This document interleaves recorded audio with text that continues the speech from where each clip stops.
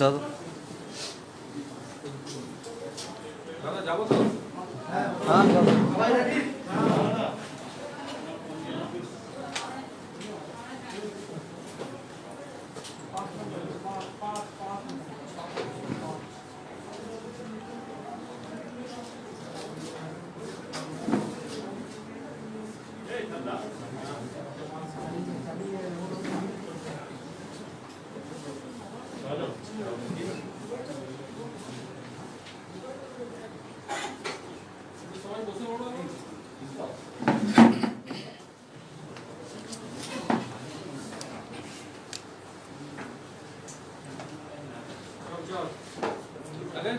Start হলো? হ্যাঁ তো এখনো না কোনো না কে রে টিকা লাগছে।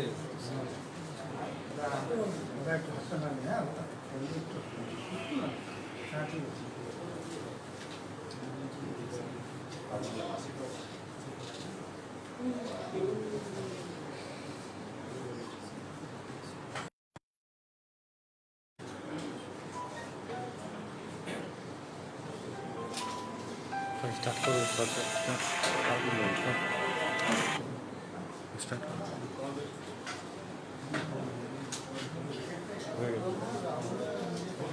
বলতে বল দাদা স্যার সবাইকে নমস্কার। সাংবাদিক বন্ধুদের, আমরা ভারতীয় জনতা পার্টির মাইনরিটি মোর্চার পক্ষ থেকে আজকে আমাদের সর্বভারতীয় মাইনরিটি মোর্চার সভাপতি মাননীয় জামাল সিদ্দিকীজি আপনাদের সামনে সাংবাদিক সম্মেলন করবেন, আর উনি এখন আপনাদের সামনে প্রেস বাইট করবেন।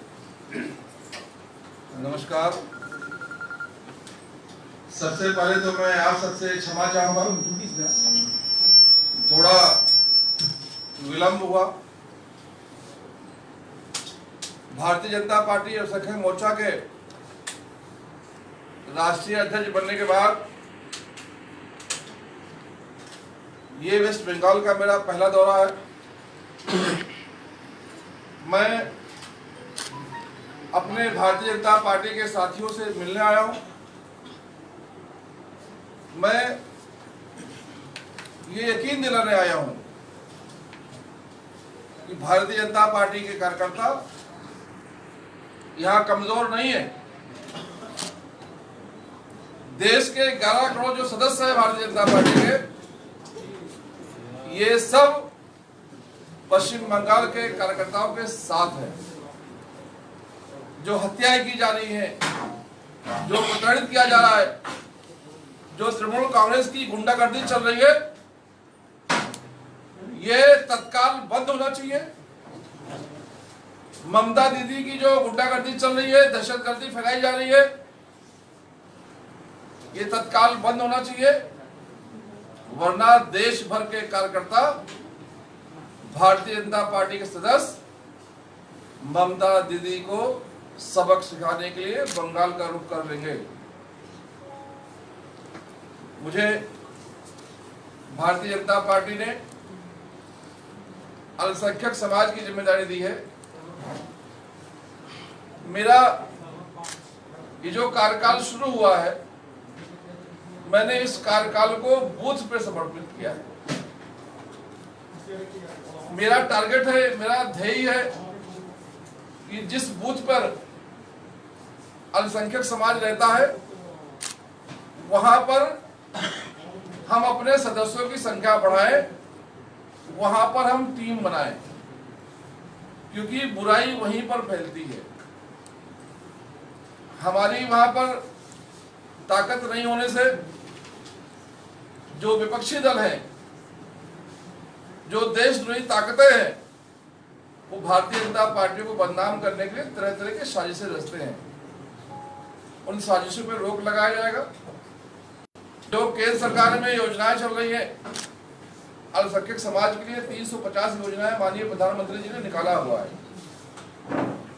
उन योजनाओं को नीचे तक पहुंचाने के लिए हमें उन सदस्यों की मदद लेनी है, और चुनाव में भी बूथ के कार्यकर्ताओं के माध्यम से हमें भारतीय जनता पार्टी की तरफ वोट करवाना है, क्योंकि अब अल्पसंख्यक समाज वोट बैंक का रूप में इस्तेमाल नहीं होगा।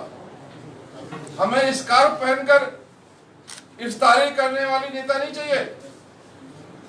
हमें सही मानों में धर्मनिरपेक्ष नेता जो अपने धर्म को पालन करके देश की तरक्की के लिए, समाज की तरक्की के लिए, लोगों की तरक्की के लिए काम करे। दीदी की जो बहरूपियापन था पश्चिम बंगाल ने वो भी देखा है।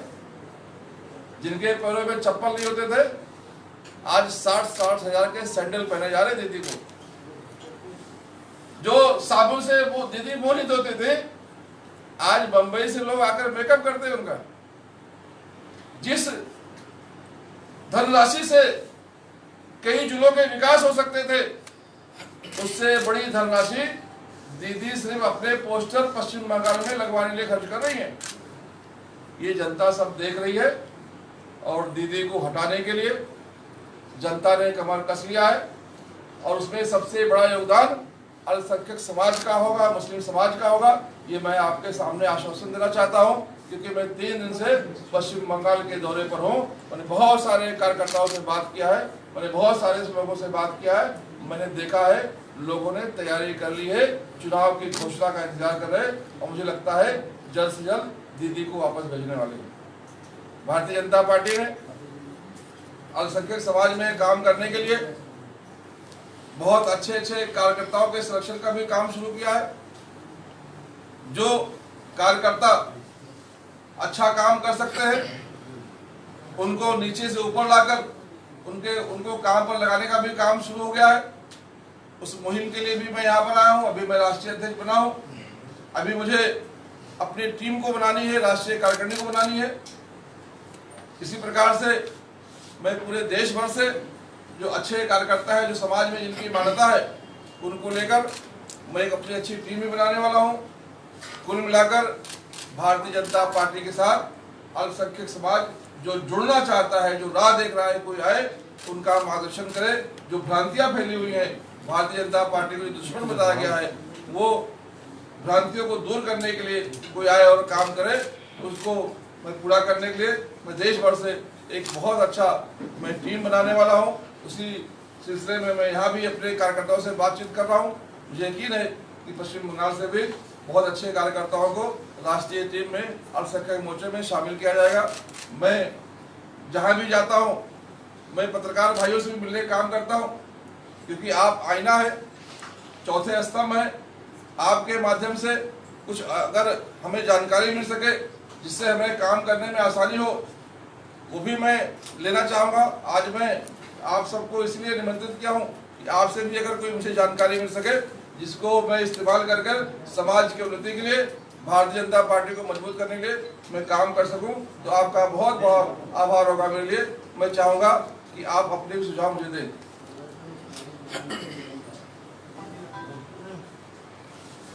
पश्चिम बंगाल में ज़्यादा से ज़्यादा माइनॉरिटी वोट जो यहाँ के सत्तारूढ़ पार्टियां अपने खेमे में है, आपको लगता है कि इसके समीकरण में कोई बदलाव ला सकेंगे?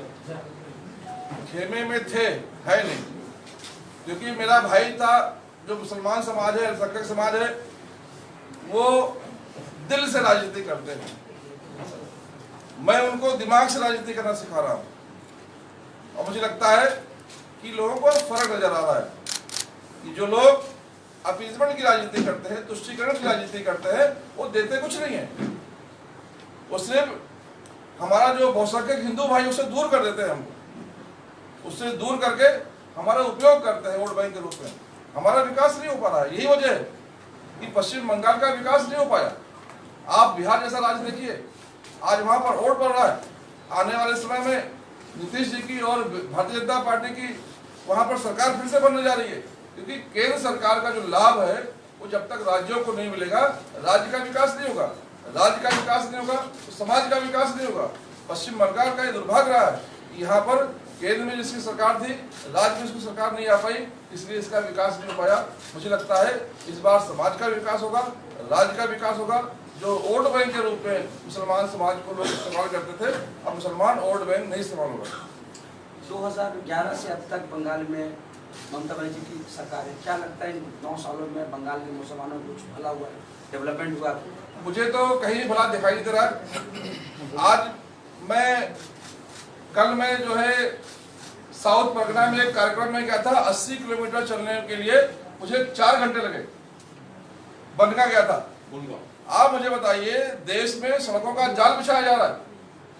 माननीय नितिन गडकरी के नेतृत्व में ऐसी सड़कें बन रही है जो 100 किलोमीटर 1 घंटे में चल सकते हैं हम, लेकिन यहाँ विकास नहीं हो पा रहा है। दीदी ने ना विकास किया है, ना विकास करने दे रही है, इसलिए दीदी को लोगों ने अब पैक कर लिया है, अब पार्सल भेजने वाले हैं।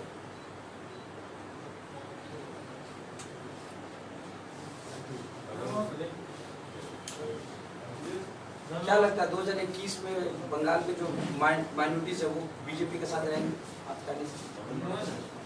मुझे लगता है कि पश्चिम बंगाल में जो अल्पसंख्यक समाज है, मुस्लिम समाज खास तौर से है, उसने देख लिया है कि हमारा विकास किसी ने नहीं किया। हम कांग्रेस के साथ थे, हमको भारतीय जनता पार्टी का डर दिखाया गया, उन्होंने हमको वोट बैंक पे इस्तेमाल किया, विकास नहीं किया। हम लेफ्ट के साथ गए, उन्होंने वोट बैंक के रूप में इस्तेमाल किया, हमारा विकास नहीं किया। हम दीदी के साथ आए, हमको लगा दीदी मसीहा है, दीदी ने स्कार्फ पहन लिया, रोजे रखे, इफ्तारी की, नमाज भी पढ़ लिया, लेकिन विकास नहीं किया। मुसलमान को दीदी से नमाज नहीं पढ़वाना है, मुसलमान को दीदी से विकास करवाना था, लेकिन विकास करने में दीदी भी फेल रही और भारतीय जनता पार्टी को मुसलमान अब पहचानने लगा है। मुसलमान को समझ में आ गया ये जो भारतीय जनता पार्टी है, इससे हमें डराया गया। भारतीय जनता पार्टी तो हमारी दुश्मन नहीं है। भारतीय जनता पार्टी अगर हमारी दुश्मन होती तो जब भारतीय जनता पार्टी की स्थापना हुई थी, मैं आपको थोड़ा पीछे लेके जाऊंगा, 6 अप्रैल 1980 को भारतीय जनता पार्टी बनाई गई। अगर दुश्मन होती तो बनाने वाले में मुसलमान को शामिल किया जाता क्या? जब भारतीय जनता पार्टी बनी तो माननीय अटल बिहारी वाजपेयी जी, जो देश ही दुनिया के सबसे लोकप्रिय नेता हुए, वो अध्यक्ष थे। लाल कृष्ण आडवाणी जी महामंत्री थे, जनरल सेक्रेटरी थे। मुरली मनोहर जोशी जी जनरल सेक्रेटरी थे, और उनके साथ में थे हाजी नवाजी सिकंदर बख्श। तब से लेकर आज तक भारतीय जनता पार्टी ने मुस्लिम समाज को जोड़ने के लिए दिल से प्रयास किया, दिखावे के लिए नहीं। लेकिन मुझे अफसोस था कि उस वक्त भारतीय जनता पार्टी को लोग पहचान नहीं पाए। कांग्रेस और लेफ्ट और दीदी जैसे बहरूपियों ने उनको रोक कर रखा, ठग कर रखा, उनको भारतीय जनता पार्टी से डरा कर रखा। मुझे खुशी है इस बात की कि अब वो डर दूर हो गया है, सूरज निकल रहा है, कमल खिल रहा है। बंगाल में सीए एक बहुत बड़ा मुद्दा है अल्पसंख्यक के लिए, इसमें आप लोग क्या चाहते हैं कि आप लोग? ये कोई नहीं मुद्दा है, ये जो हुआ ये पाप था कांग्रेस लेफ्ट का। मुझे तो ये कहना है कि सीए लाकर माननीय मोदी जी की सरकार ने वो हिंदू भाई, वो पाकिस्तान के अल्पसंख्यक जो यहाँ पर कई पीढ़ियों से 50 सालों से पड़े हुए, जिनकी पहचान नहीं थी, उनको पहचान देने का काम किया। और मुसलमान तो हिंदू भाई का आभारी है। आज अगर हिंदू पड़ोस के बांग्लादेश में देखिए क्या हालत है, पाकिस्तान में देखिए मुसलमानों की क्या हालत है, भय की जिंदगी जी रहे। आज भी जो मुसलमान पाकिस्तान गया हुआ था बंटवारे में, उसको मुहाजिर कहा जा रहा है, उन्होंने एक्सेप्ट नहीं किया। आज मुसलमान अगर खुशहाल है भारत में तो हमारे हिंदू भाइयों में से है। हिंदू भाइयों ने कहा तुमको कहीं जाने की आवश्यकता नहीं, ये देश तुम्हारा है, ये मिट्टी तुम्हारी है, हम तुम्हारे बड़े भाई हैं, हम तुम्हारी रक्षा करेंगे। और हिंदू भाइयों ने हमारी रक्षा की, हमें रोजगार में साथ रखा, हमें व्यापार में साथ रखा, हमें शिक्षा में साथ रखा, हमें हर जगह बराबर बढ़ने का अवसर दिया हमारे हिंदू भाइयों ने।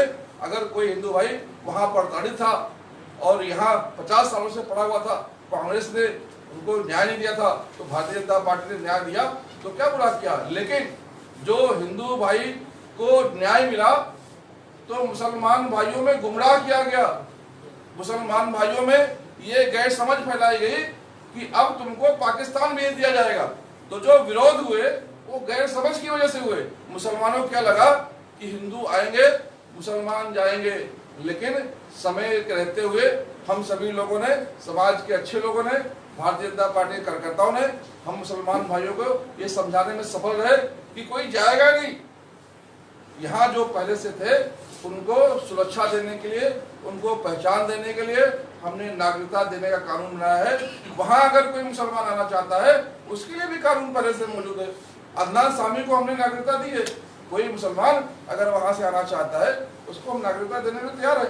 और अगर यहाँ के तथाकथित जो मुस्लिम समाज के कुछ लोग हैं जो कांग्रेस की दलाली करते हैं, जो पाकिस्तान के एजेंट है, जो भारत में फूट डालना चाहते हैं, मैं उनसे कहना चाहता हूं अगर पाकिस्तान से इतनी मोहब्बत है तो आओ अखंड भारत फिर से बना लेते हैं, हम पूरे पाकिस्तान को शामिल कर लेते हैं, हमें कोई इतराज नहीं।